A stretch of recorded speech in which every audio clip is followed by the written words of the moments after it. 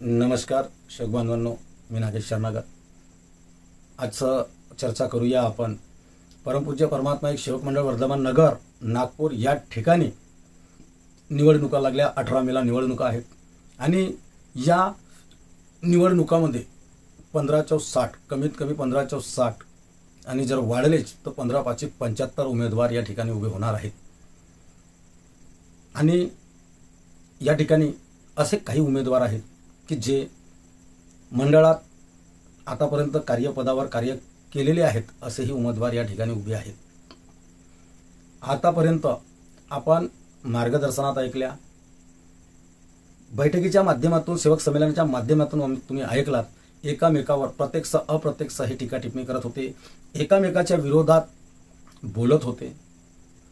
आज मंडळाचा 18 तारखेला निवडणुका लागल्या आणि या निवडणुकामध्ये हे लोक सोबत निवडून आले आणि सोबत निवडून आल्याच्या नंतर पहिले 1चे 2 आता 2चे 3 झाले।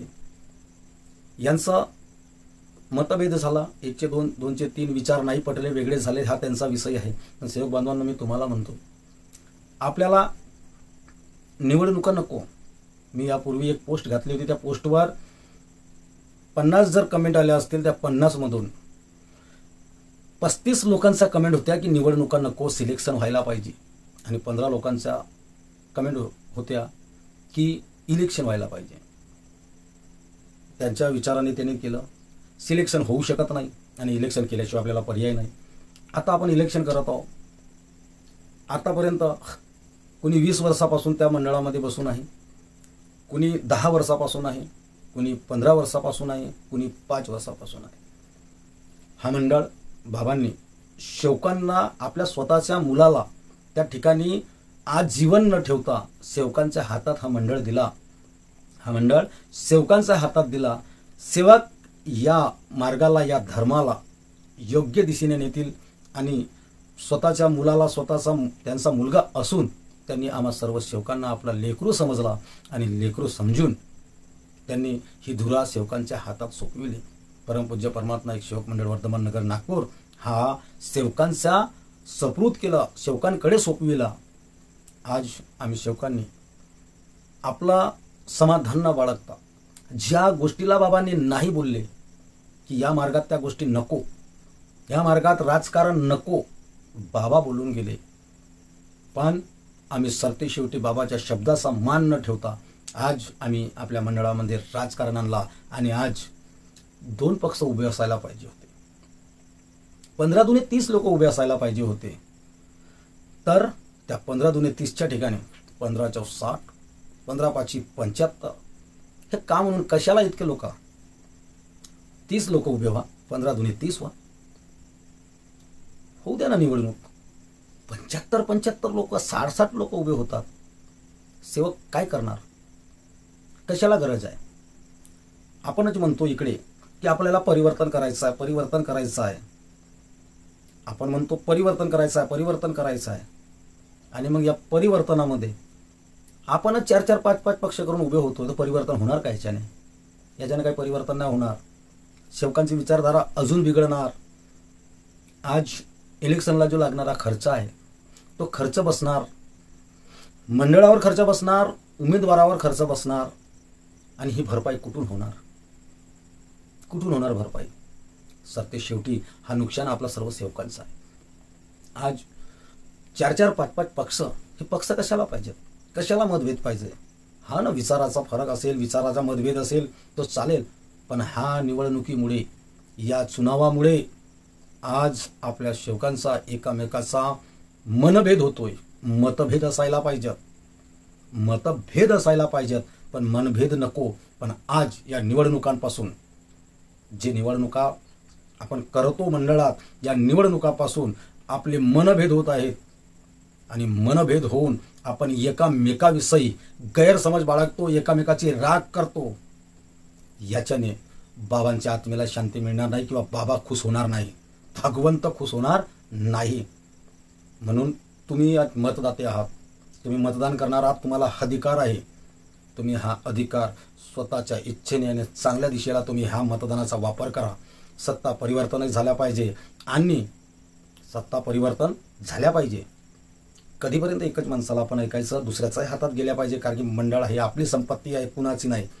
ना अध्यक्षाची आहे, ना सचिवची आहे, ना सभासदांची आहे. ही संपत्ती मंडळ, ही संपत्ती आम्हा सर्व सेवकांची आहे. बाबांनी आम्हाकडे सोपविलं आहे. ही संपत्ती आपली आहे. म्हणून आपल्याला मतदान करताना विचारपूर्वक योग्य माणसाला द्यायचं आहे, जेणेकरून येणाऱ्या काळात मनभेद होणार नाही. मतभेद हे सरते शेवटी कधीच मिटणार नाही. कारण की जितके माणसं जे आपले हे जो 5 बोटं आहेत, हे जो 5 बोटं आहेत हे एक समान नाही. तर या ठिकाणी इतर समाजाचे लोक आहेत, इतर डोक्याचे लोक आहेत. तर मतभेद कधी मिटणार नाही. पण जे मनभेद होत आहेत या निवडणुकांमुळे, जो एकामेकामध्ये द्वेष होत आहे, हा द्वेष थांबायला पाहिजे. परिवर्तन होऊ द्या, परिवर्तन करा. पण आजपर्यंत तुम्ही परिवर्तन करत होत्या. तुम्ही जवळचे लोक, आम्ही नाही. आम्ही सर्व सेवक आहोत. सेवकांना मार्गदर्शक जसा सांगतो सेवक तसा करतो, आणि सेवक हा मार्गदर्शकाची ऐकतो. पण निवडणुकीत माझी 2 हाताची विनंती आहे, आपण मार्गदर्शका, कारण की मतदान हा कोणत्याही मार्गदर्शकाच्या विचाराने घालू नका. कारण की मतदान हा तुमचा स्वतंत्र आहे. तुम्ही स्वतःच्या मनाने घालू शकता. मतदानाला कुणीही अळंगा घालू शकत नाही, कुणी बंधनात घालू शकत नाही, कुणी वचनबद्ध करू शकत नाही. आणि आपण जो बोलतो, कारण की आपल्याला सर्वांना हो म्हणायचं आहे, आपल्याला सर्वांना हो म्हणायचं आहे. पण मतदान करताना विचारपूर्वक आपल्याला मतदान टाकायचं आहे की आपण मतदान कुणाला करायला पाहिजे. सत्ता परिवर्तनही झाल्या पाहिजे. एकच माणूस किती वर्षापर्यंत राहिला, पण एकच माणसाला किती दिवसपर्यंत ऐकून, आणि किती दिवस झाले, किती वेळ तुम्हीच आहात का?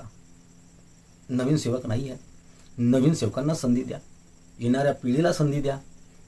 पण तुम्ही कुणालाही मतदान द्या. मी कोणत्याही पक्षाला मतदान करायला मनाई करत नाही. मतदान तुम्ही तुमच्या हिशोबानं करा. पण तुम्ही विचार करा की आजपर्यंत हे सर्व एकत्रित राहणारे लोक, आज तेच लोक, सुरुवातीचे 11 लोक आज 3-3, 4-4 पक्ष करून बसले आहेत. काय होईल? आज 4 पक्ष लढत आहेत, 5 पक्ष लढत आहेत. उद्या 8 ते 10 पक्ष लढतील. आपल्या दिशा काय होईल? आपल्या मार्गाची दशा काय होईल? हा मार्ग कुठे जाईल? म्हणून आज जर तुमच्याकडे कोणी मतदान करायला येतोय, मतदान मागायला येतोय, तुम्ही एकच शब्द बोला की दादांनो, आम्ही तुम्हाला निवडून देऊ, पण एकदा निवडून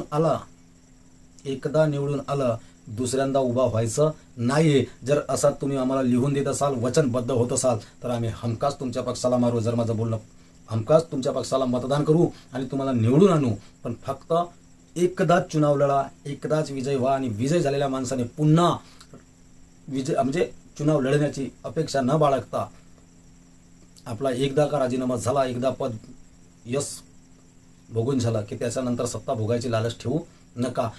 जो वचनबद्ध होत असेल किंवा जो तुम्हाला गॅरंटी देत असेल की मी यानंतर पुन्हा उभा होणार नाही, अशाच लोकांना तुम्ही मतदान करा. जर माझं बोलणं आवडलं असेल तर माझ्या व्हिडिओला लाईक करा, शेअर करा, कमेंट करा की मी खरं बोललो की खोटं बोललो. जर माझं बोलणं आवडलं असेल तर दादा तुम्ही सत्य बोलल्या, खरं बोललं असं करून कमेंट करा. माझ्या व्हिडिओला जास्तीत जास्त शेअर करा. आणि माझ्या चॅनलला नवीन, जर तुम्हाला खरंच ऐकायचं आहे तर माझ्या व्हिडिओला सबस्क्राईब करा, माझ्या चॅनलला सबस्क्राईब करा. एवढीच बोलतोय आणि आपल्या शब्दांना विराम देतो. सर्वांना माझा आदरपूर्वक नमस्कार.